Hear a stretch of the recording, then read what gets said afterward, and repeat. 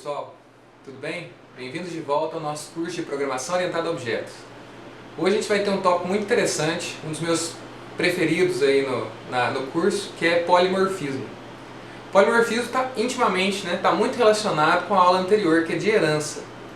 Para que ele exista, a gente vai ter que ter uma hierarquia de classes, como aquelas que a gente estabeleceu na aula passada. Uma hierarquia como? Uma hierarquia daquele tipo que eu falei, tem veículos, aí depois tem as classes derivadas de veículo, moto, carro, caminhão. Aí depois carro tem carro esportivo, carro utilitário. Então uma hierarquia, uma árvore de classes que herdam uma das outras. E o que vai acontecer aqui? Polimorfismo significa poli, muitas, morfismo, formas, muitas formas. Onde que se encaixa isso em herança? Se você pegar uma classe base como veículo, ela vai poder ter muitas formas, porque ela vai ter a forma de uma moto, uma forma de um carro, uma forma de um caminhão. Só que aqui, através de funções virtuais, que eu vou mostrar para vocês, o que vai acontecer? A gente vai conseguir tratar tudo isso de uma forma mais genérica, mas você pode tratar tudo como veículo, desde o próprio veículo até um carro esportivo de uma marca específica que você tem lá numa classe bem abaixo na hierarquia. Tudo é veículo. Você trata como uma forma mais genérica, mais geral. Mas na hora que você pede para ele fazer alguma coisa, quer dizer, que você chama uma função, e essa função vai ter que ser virtual, como a gente vai ver daqui a pouco, quando você chama uma função, por exemplo, acelerar, cada um vai poder fazer do jeito específico dele. Então se você tem lá um vetor, uma lista de veículos, um vetor de veículos, e lá dentro você tem motos, tem caminhão, você tem carro esportivo, e você manda todos eles se movimentarem ou acelerarem. Cada um vai fazer de um jeito. Um carro esportivo vai acelerar mais, uma ambulância, por exemplo, vai ter que andar com mais cuidado, vai ter que acelerar menos, e assim por diante. É claro que eu falando aqui fica um tanto abstrato, fica bem difícil de entender, mas eu vou dar alguns exemplos de código, alguns exemplos práticos aqui que vão fazer que você entenda bem esse conceito. E no final você vai achar bem interessante, beleza? Então eu vou mostrar para vocês alguns slides, mas hoje vai ter bastante código também para eu mostrar a parte prática, Isso daqui existe em várias linguagens, Quase todas as linguagens orientadas a objeto têm isso, pelo menos todas que eu conheço. Só que aqui, para a gente implementar em C++, a gente vai ter que utilizar ponteiros também. Instâncias normais de classe não vão conseguir fazer polimorfismo. A gente só vai conseguir fazer polimorfismo com ponteiros. Então eu vou mostrar alguns exemplos de código, beleza? Então vamos lá. Esse primeiro slide aqui, ele mostra exatamente o que eu acabei de falar na parte de vídeo aí, Polimorfismo significa várias formas ou muitas formas. Está relacionado com herança, ou generalização, que é a palavra que a gente usa para herança na UML. Isso aqui que é interessante, esse princípio, o polimorfismo, torna a programação orientada a objeto mais versátil e poderosa, e através dele objetos de classes diferentes, até sublinhei, que sejam de uma mesma hierarquia de classes. Então isso é obrigatório. O que acontece? Eles podem responder a uma mesma mensagem, que é uma chamada de função, igual eu falei, acelerar, então uma mesma mensagem de maneiras diferentes, porque cada nó dessa hierarquia, cada classe derivada dessa hierarquia vai implementar essa função de uma maneira específica que é interessante para ela. Como assim, João Paulo? Polimorfismo permite escrever programas que processem objetos de classes que fazem parte de uma mesma hierarquia de classes, como se fossem todos os objetos da classe base da hierarquia. Então você trata eles de forma genérica, mas na hora que você precisa de alguma coisa específica, você tem acesso. Suponha que a gente vai criar um programa que simule a movimentação de vários tipos de animais, para um estudo aí biológico. Então a gente tem classes pássaro, peixe e sapo, representando 3 animais sob investigação lá. Cada uma dessas classes, pássaro, peixe e sapo, herda de uma classe base animal. E essa classe animal, ela tem uma função lá, mover, e tem dados com a posição atual do animal. Cada classe derivada vai implementar da sua própria maneira o mover. O nosso programa vai manter um vetor de animais, que os animais estão sob estudo, Para simular movimentação, é necessário você chamar uma função mover, A função mover para cada um dos animais do vetor, esse é um vetor de animais. E dentro dele tem o quê? Pássaros, peixes, sapos e assim por diante. E você pode chamar aquele mover lá uma vez por segundo, por exemplo, é uma simulação. Ao chamar a função mover da referência para animal, cada objeto vai responder de uma maneira específica, de acordo com a implementação de sua classe derivada. Então, a mesma mensagem, você fala assim, mova-se. Aí o pássaro vai voar, o peixe vai sair nadando, o sapo vai dar os pulos dele lá, né? Então, o mover, que é uma característica inerente a todos os animais, cada animalzinho ali vai implementar da maneira específica dele. Mesma mensagem, mova-se. Resultados diferentes, voando, nadando, pulando, né? Esse conceito aí, então, permite que um programa seja escrito de maneira mais genérica, possibilitando a implementação de sistemas mais facilmente extensíveis, né? Mais escaláveis. Aí. Dá para você aumentar a escala do seu programa mais facilmente. Por exemplo, você poderia incluir mais tarde no seu estudo, porque houve essa demanda, por exemplo, tartarugas. Aí você cria a sua classe tartaruga, herda ela de animal e implementa o mover da tartaruga, que ela vai andar ali de maneira no terrestre, né, bem devagarzinho. Depois você pode, sem modificar quase nada no seu código, acrescentar tartarugas naquele vetor de animais lá que você está estudando, e na hora que você mandar ela se mover, ela vai mover devagarzinho. Enquanto se mandar mover um peixe, ele vai sair nadando, e assim por diante, tá joia? Tá lá, o código precisaria modificar ele muito pouco. Antes de verificar exatamente como é que funciona isso, vamos só relembrar algumas coisas. Ó. Interações entre objetos de uma hierarquia de classes. Na última aula eu já mostrei isso, né? A gente aprendeu como realizar atribuições entre objetos de uma mesma hierarquia. As regras são poucas, né? São básicas e são intuitivas, porque é claro que um objeto que tem mais coisas, se você tentar atribuir ele para um que tem menos coisas, você vai truncar ele, né? Então, olha lá, a atribuição de objeto de uma subclasse para sua superclasse é possível, mas trunca o objeto, quer dizer, corta uma parte dele, mantendo apenas os dados e comportamentos pertencentes à superclasse. Aqui embaixo, por exemplo, ó, eu tenho professor, PF aqui que é o Steve de Washington, tal, e eu tenho uma pessoa, P2, que recebe o professor. Pode isso? Claro, né? Mas só que as informações que são específicas do professor vão se perder, que eram o CIAP, né? O nível dele lá de promoção e qual é o instituto que ele pertence. Isso aqui não vai ter acesso a partir de P2+. E qual que é o outro? A atribuição de um objeto da superclasse para a subclasse não é possível. Gera um erro de compilação. Por quê? Porque faltam as coisas. Então, tem como eu chegar, criar um professor e atribuir para ele uma pessoa? Não, porque uma pessoa não tem CIAP, não tem o nível de promoção, não tem o instituto. Então, como é que faz? Fica vazio? Então, ó, dá para atribuir um objeto derivado para base? Sim. Dá para atribuir base para derivado? Não, basicamente. No entanto, a gente também vai precisar saber o que ocorre quando a gente tenta atribuir ponteiros. Porque, como eu falei agora há pouco, em C++, para polimorfismo funcionar, a gente vai ter que trabalhar com ponteiros, não dá para trabalhar com a instância. Por quê? Porque o ponteiro vai possibilitar um negócio que chama vinculação dinâmica, que eu vou mostrar para vocês. É a vinculação dinâmica que vai possibilitar aquele esquema lá de você chamar a função e ele vincular dinamicamente, falar assim, ah não, ele está chamando o mover do peixe, ah não, ele está chamando o mover da tartaruga, e assim por diante. E como é que vai funcionar? Eu tenho várias possibilidades, né? Base para base, derivada para derivada, base para derivada, derivada para base. Os casos básicos funcionam normalmente, olha lá. Por exemplo, eu criei pessoa, né, uma classe base, e o professor, que é uma classe derivada. Depois eu fiz um ponteiro de pessoa, e ele apontou para a mesma classe, para a pessoa, e um ponteiro de professor, ele apontou para o professor, beleza, ó, funcionou. Mandei imprimir perfil, né, a partir da setinha aqui, porque é um ponteiro.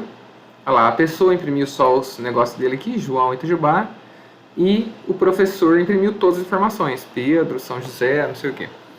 Então, ó, funciona normalmente. Você tem um ponteiro do mesmo tipo da classe, do objeto que ele está apontando. A gente também pode criar um ponteiro para a classe base e apontar ele para o objeto da sua derivada. Então, ó, eu fiz uma pessoa e fiz um professor. Depois eu fiz ponteiros de pessoa e apontei um deles para a pessoa mesmo, para o João, e apontei outro para o Pedro, que é um professor. Então aqui, nessa segunda linha aqui, ó, eu estou tentando acessar as informações do Pedro a partir de um ponteiro, só que o ponteiro não é do tipo professor, é do tipo pessoa. Aí se eu mandar imprimir perfil a partir do ponteiro, o que acontece? Olha só, aqui embaixo você tem uma execução do programa, né? Ele só imprimiu as informações referentes à classe pessoa, ó, porque ele é do tipo pessoa. Ele não sabe o que é que está rolando. Então guarda isso daqui. Ó, se eu acessar um objeto do tipo professor a partir de um ponteiro do tipo pessoa, o que acontece? Ele vai somente acessar a função de pessoa. Outra coisa, tem como a gente fazer o contrário, fazer ponteiros da subclasse, né, da classe derivada, apontar para a classe base? Vamos ver? Não. Aí, ó. Fala aqui, ó, invalid conversion from pessoa to professor ponteiro. Pessoa ponteiro para professor ponteiro. Não tem como não, porque ele vai acessar, ele vai falar assim, uai, cadê aqui o CIAP? Cadê o instituto lá, o departamento que o cara pertence? Então não vai rolar. É muito intuitivo isso aí que eu tô falando, né, galera? Talvez vocês já imaginassem que funcionasse dessa maneira aí. Eu só tô mostrando para vocês verem o que acontece nos casos menos comuns aí. Então, ó, sabemos então que um ponteiro genérico de uma classe base, ele pode receber o endereço para objetos de qualquer uma de suas classes derivadas. Então eu tenho um ponteiro pessoa, ele pode apontar para professor, para aluno, para técnico administrativo, para visitante, para qualquer pessoa que compartilhe lá pelo menos um nome e um endereço. No entanto, ao acessar os membros através do ponteiro do tipo base, somente conseguimos acessar informações do tipo básico, mesmo que elas tenham sido redefinidas na classe derivada. Então, aquele imprime perfil lá, ele foi redefinido cada um para uma das classes derivadas. Só que se eu chamar a partir do ponteiro de pessoa, ele chama a função que eu defini lá na classe pessoa. Tá? É o tipo do ponteiro que determina a versão da função que vai ser chamada, e não o tipo do objeto que está sendo apontado.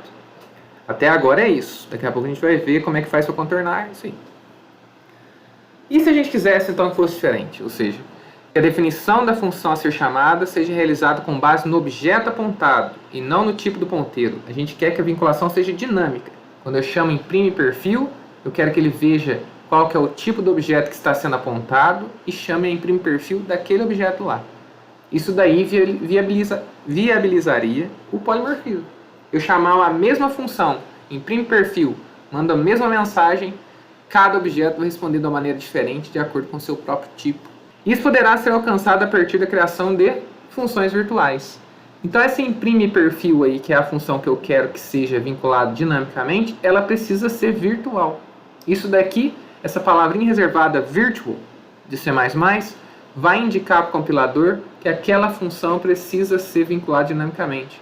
Se o cara acessar a partir de um ponteiro de uma classe base, ali ele tem que identificar se está apontando para a classe base mesmo ou para uma das suas derivadas.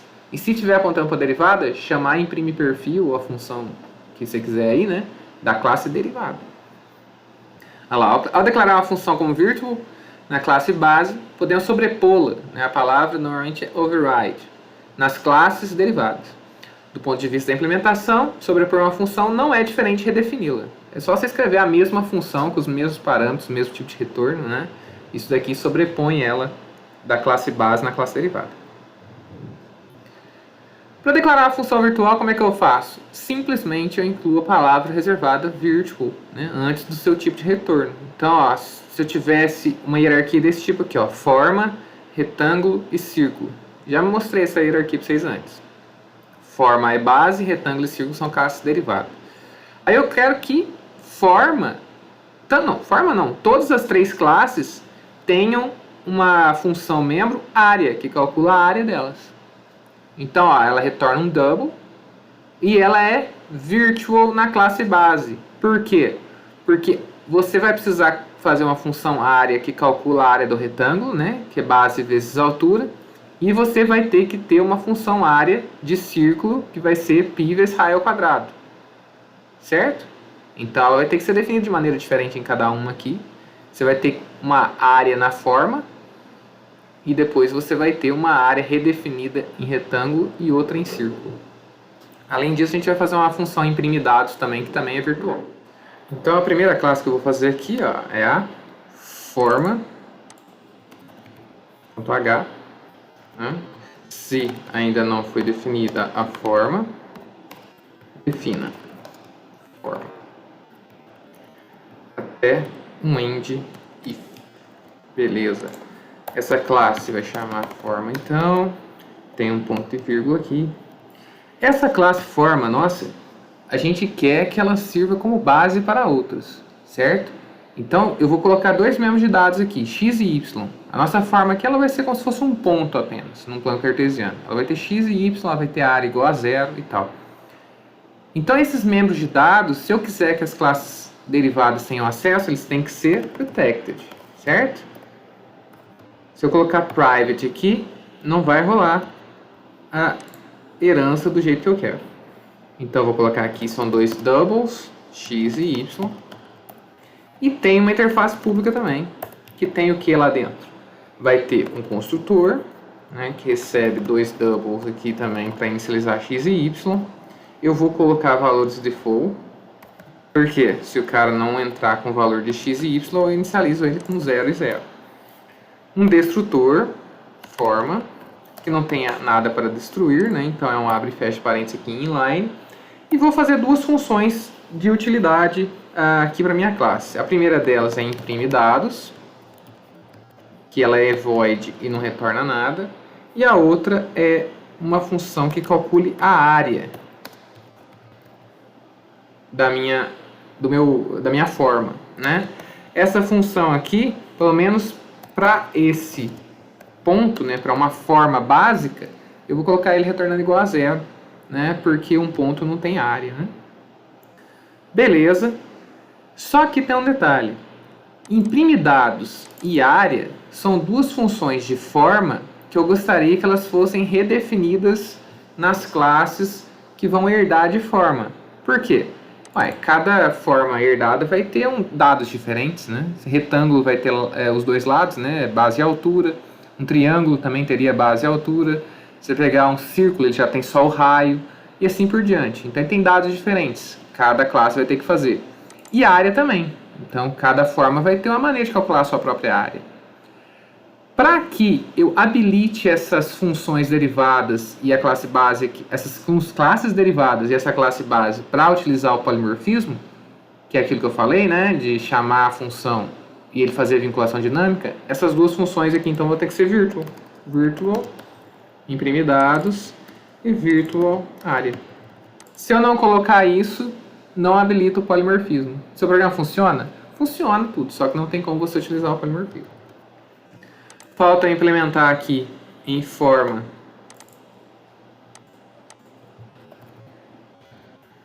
os meus a função que faltou ali, né, que é só o construtor e o imprime dados, forma.h. Também vou incluir aqui agora a IOStream, porque eu vou imprimir, né, dados using namespace std. Forma. Esse aqui é o meu construtor. Ele recebe um double x e um double y. E eu vou fazer o quê?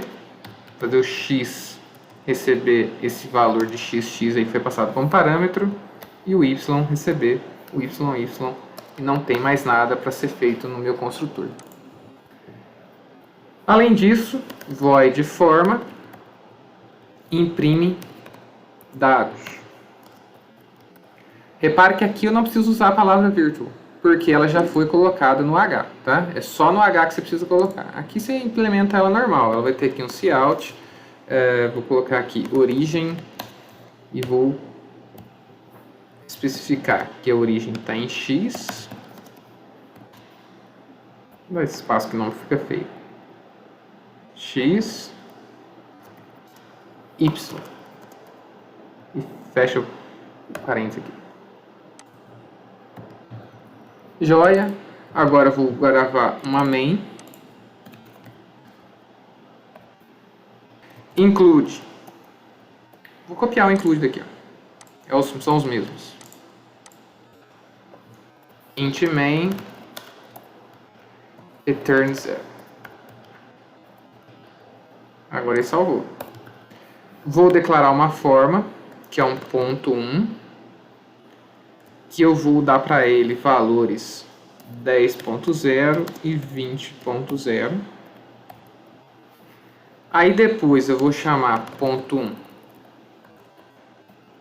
ponto imprime dados. E por último, vou imprimir a área do ponto, que não faz sentido, mas só para demonstrar para vocês o que acontece aqui. Ponto área.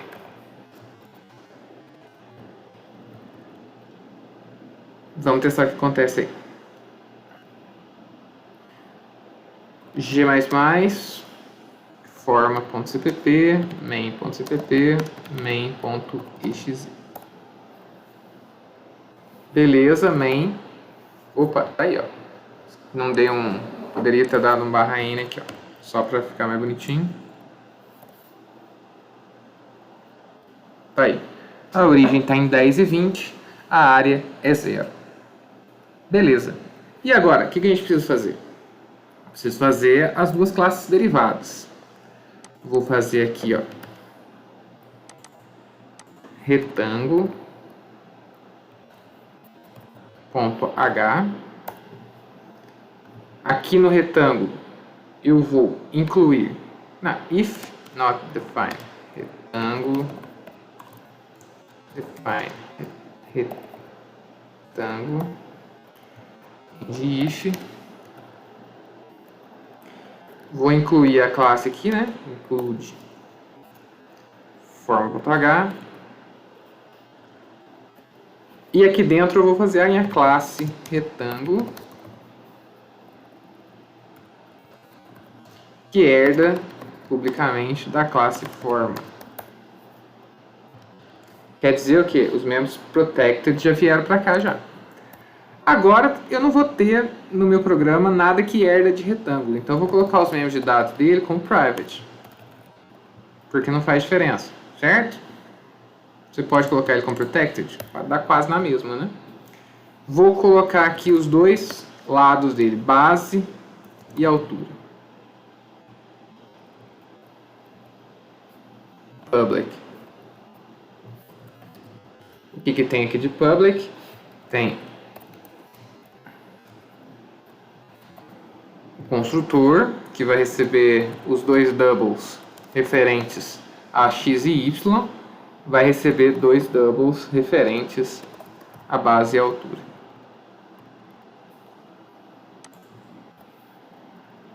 Galera, eu tô com um teclado novo aqui, vocês veem que de vez em quando dá uma viajada, hein? Um destrutor. Beleza, não tem nada dentro. Agora o que eu preciso fazer? Eu preciso sobrepor aquelas duas funções virtuais lá. E como é que eu faço isso? Eu preciso escrever alguma coisa aqui? Eu preciso escrever igual estava escrito lá, override? Não. Nesse caso aqui, simplesmente a gente vai colocar void imprime dados e void não, double área, que são as duas funções que estavam lá. Se ela é virtual na classe base, quer dizer que eu estou sobrescrevendo aqui, então já está habilitado para fazer o polimorfismo. Beleza. Agora o que eu vou fazer? Implementar esse negócio aqui. Por que ele não mantém a pasta aqui? Eu já não sei. Não é forma não, retângulo. Retângulo.cpp. Joia. Include retângulo.h.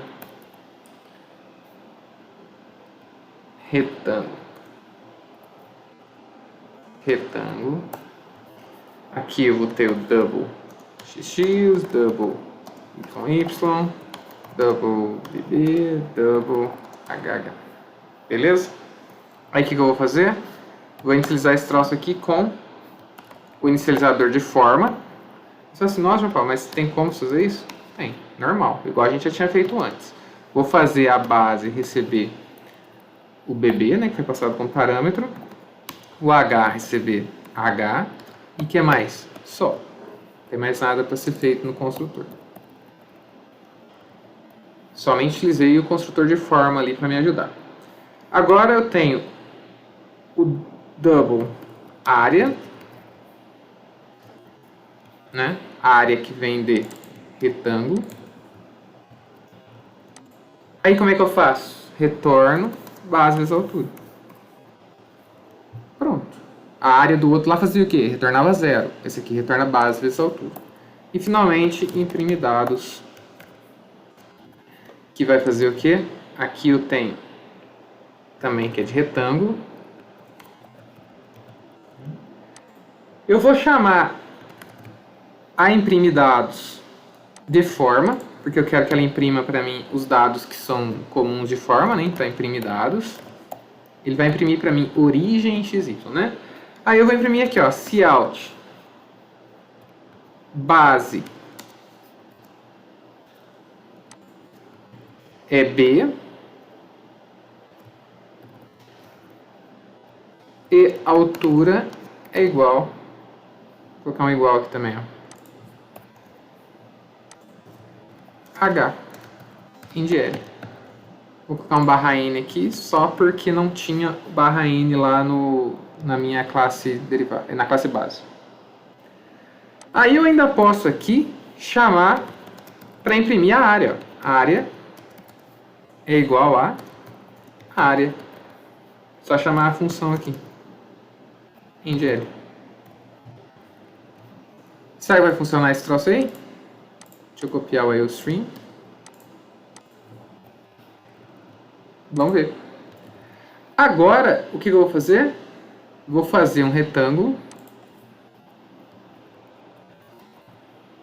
Vou chamar de ret1.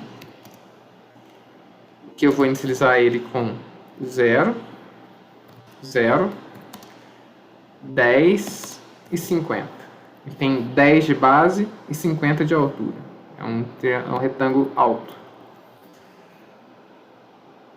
Aí, eu vou simplesmente utilizar as funções dele aqui. Ret, ponto, imprime dados. Mesma coisa. Nem preciso colocar o área aqui, porque o imprime dados já vai retornar para a minha área. Vamos testar? G++, forma.cpp, retângulo.cpp, main.cpp. Eu estou com a impressão que eu esqueci de alguma coisa, mas vamos ver o que o compilador fala. O compilador é nosso amigo. Aí. Retângulo não foi declarado. Ah, viu? Falei que tinha esquecido uma coisa. Include retângulo. Ah, já sei, tem mais um. Ret aqui é ret1, né?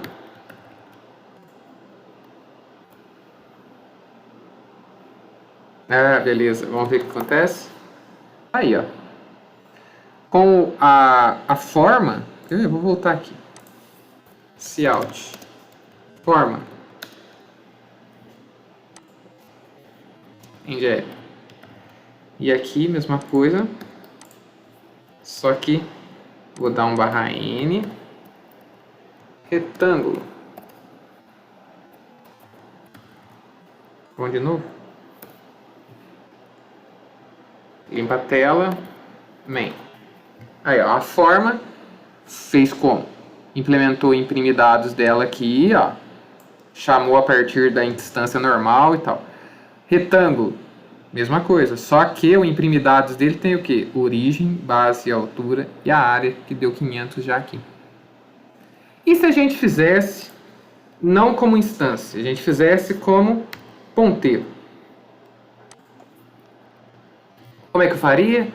Ah, o ponto recebe um new ponto, que tem esses valores aí. E o retângulo também é um novo retângulo e recebe esses valores.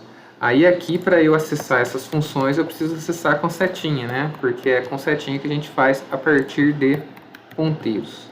Como é que eu faço?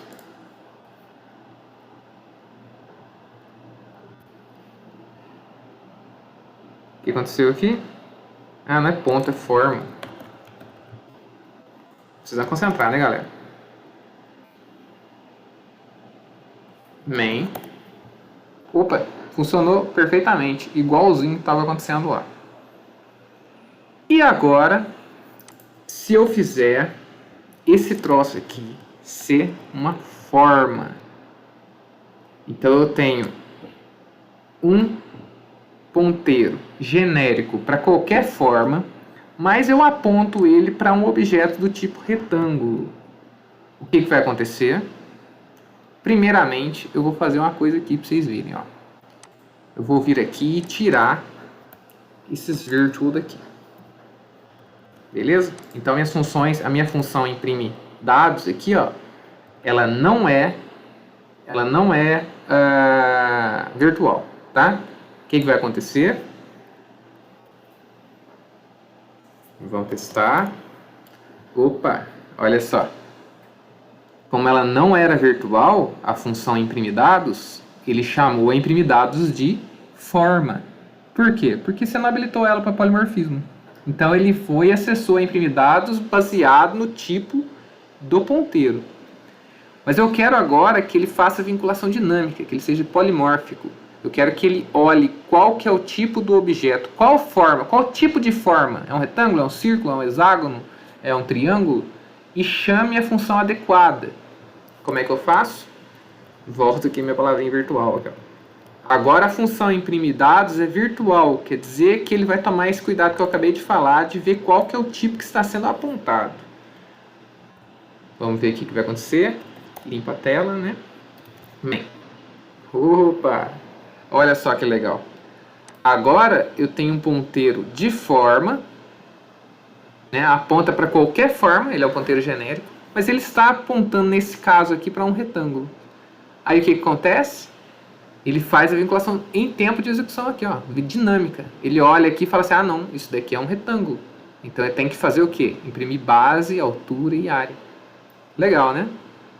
Agora eu vou aqui fazer, até vou dar uma acelerada aqui, porque vocês não precisam ficar vendo isso de novo. Vou fazer um círculo aqui também, para a gente fazer um teste. Só um minuto. Bom, tá aqui a classe círculo. Aí ela também é de forma, né? Coloquei aqui como private um raio. Ela recebe, ela tem um construtor, um destrutor, uma função área e a função imprime dados. Eu falei aquela hora no retângulo, cadê ele? Retângulo, que não precisaria ser virtual. E realmente não precisa. Só que imagina que você queira que tenha uma classe que herda de círculo. Aí você pode colocar virtual aqui, que ela vai também, a partir de círculo, se os filhos dela precisarem também, os derivados dela precisarem também de polimorfismo, funcionaria. Mas isso aqui não é necessário, tá?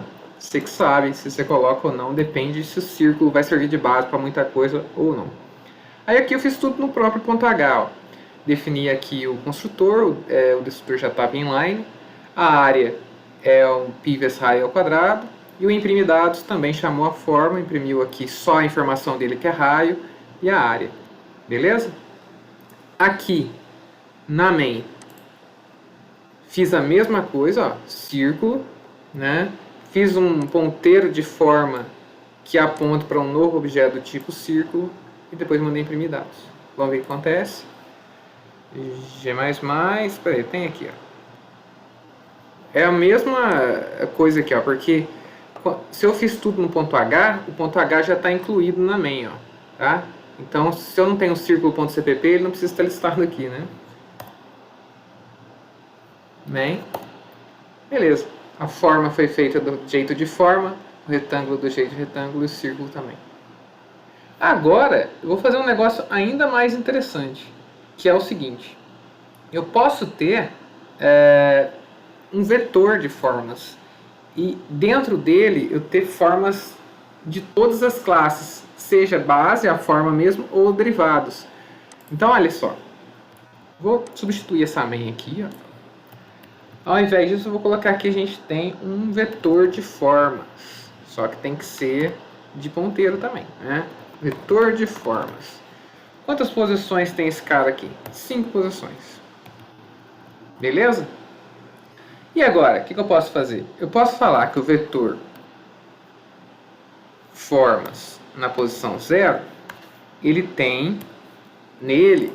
Poderia ser só uma referência aqui, galera, mas só que eu já vou criando as instâncias aqui, ó. New retângulo. Um retângulo que está em 10 30 e tem lado 45 e 21. O vetor formas na posição 1, vou colocar só um ponto nele aí. Ele tem só uma forma. Que está aonde? Está na posição 100, 120 do plano cartesiano. Eu sei que é double, galera, mas só que é 100.0, 120.0, você não precisa ficar colocando. O vetor formas na posição 2 tem o que nele? Um círculo que está onde? Em 0, 0 e deixa eu dar um espacinho aqui. E ele tem raio 15. 15,5, vai? Vou falar que é double. Depois eu tenho o vetor de formas na posição 3, que eu vou colocar nele uma nova forma. Não, vou colocar um retângulo. Mentira. Vamos fazer um negócio mais aleatório aqui. Um novo círculo que está em 9.0 e 0.75 e tem o raio 15. 15 não. 18. E por último, no vetor de formas, na posição 4, né, que é a última posição do vetor, eu vou colocar nele um outro retângulo que também está em 0, 0 e tem lados 10 e 10, ele é um quadrado. Então, ó, eu tenho um vetor de formas genéricas, igual aquele vetor de animais que eu mencionei lá aquela hora no comecinho da aula. Eu posso colocar dentro dele qualquer coisa, retângulo, círculo, forma. Aí eu fui lá e criei uma classe agora triângulo. Aí você vem aqui e simplesmente coloca triângulo aqui no meio também, o que você quiser, né? Aí eu posso fazer o seguinte, olha que loucura. Imagina que você queira mandar a mesma mensagem exatamente para todos eles. Aí como é que eu vou fazer? For cada forma, vou colocar aqui, alto, x em vetor formas. Eu falei para vocês que alto ia funcionar para alguma coisa uma hora, né? Eu vou fazer x imprime dados. E vou colocar aqui assim, ó. Cout forma em DL e depois vou fazer ele pular duas linhas aqui, ó. Vamos ver como é que vai funcionar esse negócio aqui? Limpa. Tá aí. Main. Opa, olha só que legal. A primeira forma é um retângulo, ele imprimiu como retângulo. A segunda era só um ponto, a terceira era um círculo, a quarta era um círculo e a quinta era um retângulo. Eu fiz o que? Mandei a mesma mensagem, imprime dados. Poderia ser aquela mensagem lá, mover-se, poderia ser simplesmente área, que também é uma função virtual.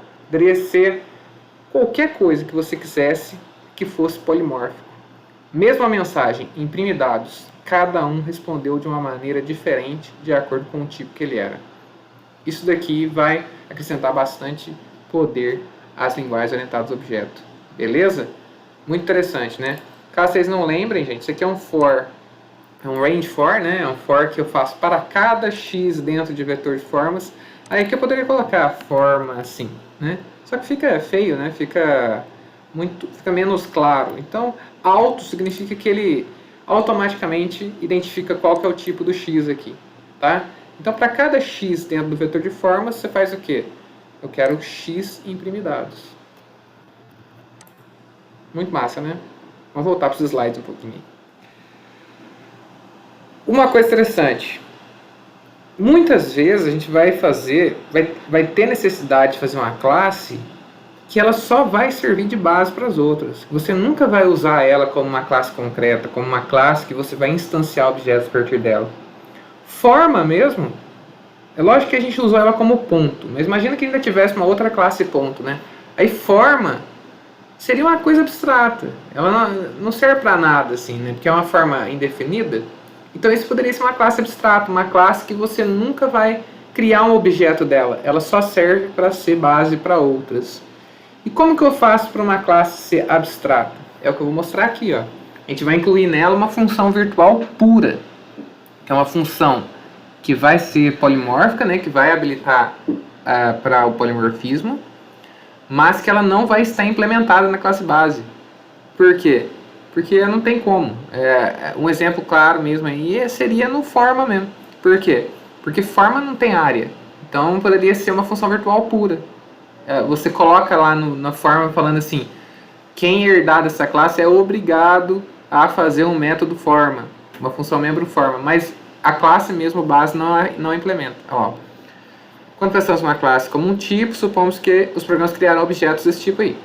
Porém, existem casos em que é útil definir classes das quais você nunca tem de distanciar objetos. Essas classes são chamadas de abstratas. As classes que a gente fez até agora, elas são concretas, quer dizer, elas são classes que realmente você vai fazer objetos e usar. Agora, se for uma classe abstrata, quer dizer que não tem como criar objeto dela.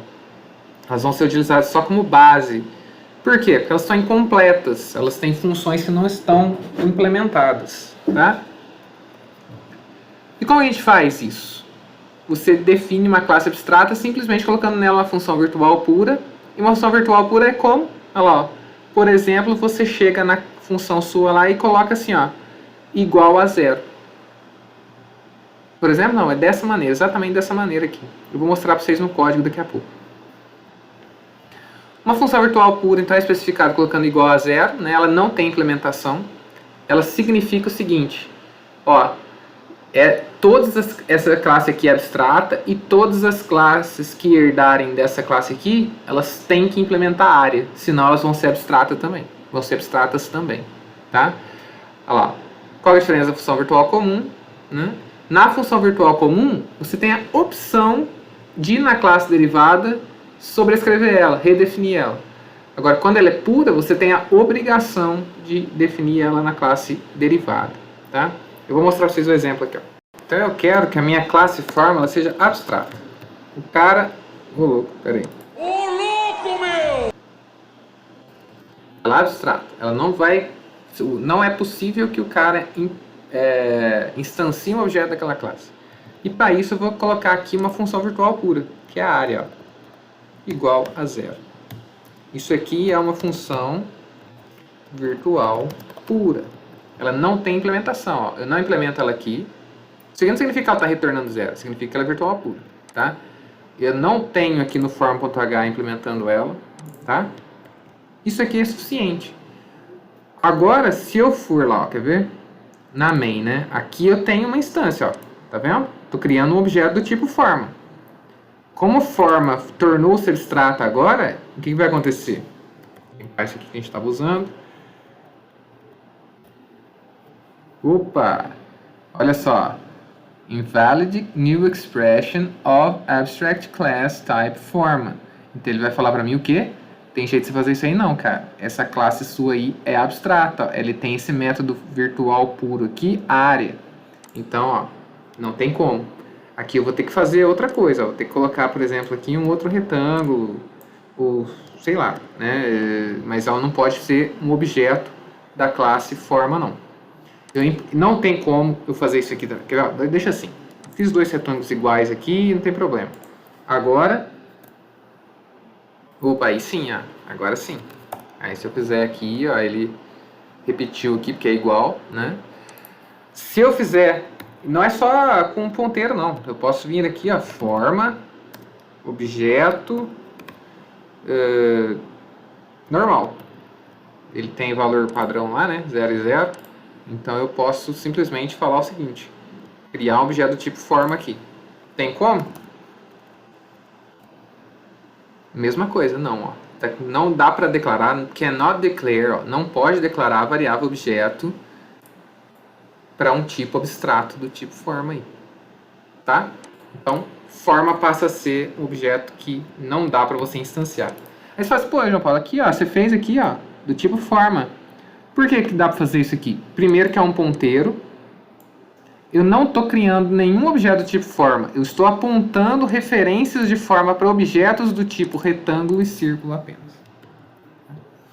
Agora, isso daqui me obriga a vir aqui no retângulo e criar uma área. Se eu não crio uma função área aqui em retângulo,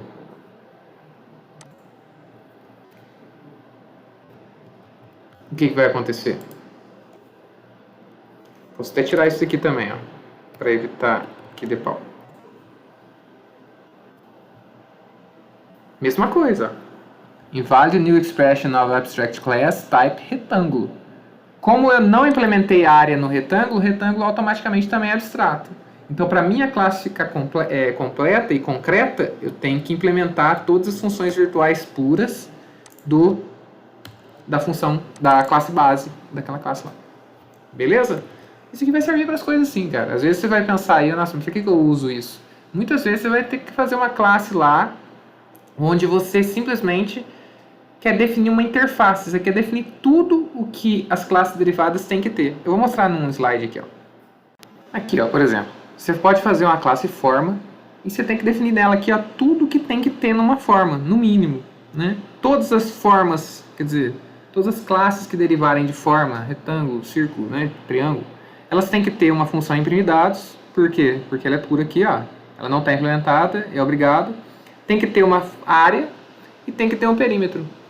Isso daqui ajuda muito você fazer polimorfismo. Por quê? Porque você tem certeza que todo mundo para baixo de forma, todo mundo que é derivado de forma, tem pelo menos essas três funções aqui.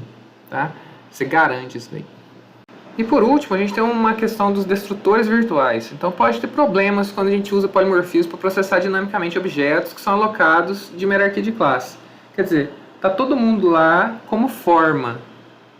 Mas na hora que eu tiver que destruir aquele, que dá um delete naquele ponteiro de forma lá, eu tenho que chamar o destrutor também do objeto que ele está apontando, e não o destrutor de forma, né? Por quê? Porque pode ser que aquele objeto lá ele tem algumas coisas para destruir que não tinham em forma. Então é interessante que os destrutores seus sejam virtuais também. Para quê? Na hora que você chame um delete do ponteiro de forma, ele verifique qual que é o objeto que está sendo apontado de fato e chama o destrutor específico para aquele objeto lá, certo? A solução então é criar um destrutor virtual para a classe base, né? Isso torna virtuais todos os destrutores das classes derivadas, né? Embora eles tenham outro nome, é claro, né? Mas a linguagem já sabe que destrutor é destrutor, né? Dessa maneira, se o objeto da hierarquia for destruído explicitamente aplicando-se o delete a um ponteiro da classe base, o destrutor para a classe apropriada é chamado.